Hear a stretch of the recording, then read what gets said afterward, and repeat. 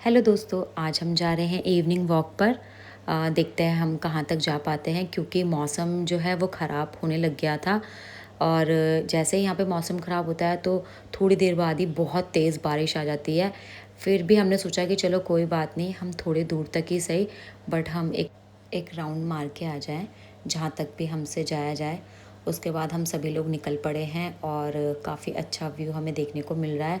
शाम का टाइम था और बादल भी काफ़ी काले हो चुके थे, तो हम निकल गए। हमें लगा कि हम छोटा सा पास में ही ऐसे एक मतलब सुंदर सी जगह है, वहाँ पे बहुत सारे पेड़ हैं, वहाँ पे मतलब व्यू बेसिकली बहुत अच्छा देखने को मिलता है, तो हम वहाँ तक होके आ जाएंगे।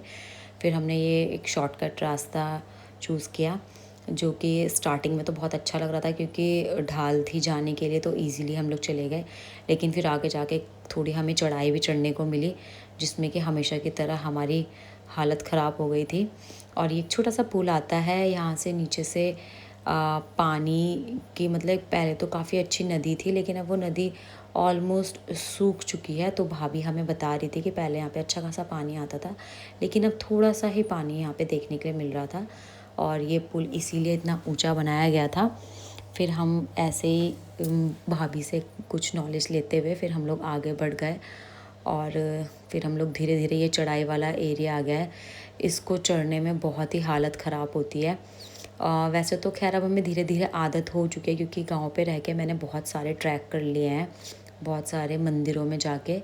तो अब इतनी ज़्यादा टफ़ नहीं लग रही थी ये चढ़ाई, जितनी पहले दिन लग रही थी।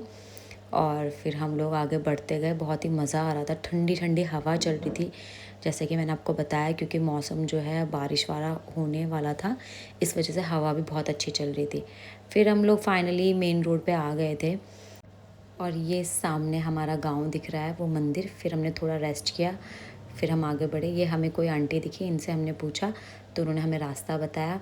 उसके बाद हम आगे चले गए। और ये देखिए, ये चीड़ के पेड़ में जो ये लगते हैं, इन्हें छेती बोलते हैं। इनके अंदर एक बीज होता है जो खाते भी हैं, लेकिन अभी वो नहीं था, ये खाली था। और ये हमारा गांव दिख रहा है, बहुत ही सुंदर यहाँ से व्यू आ रहा था।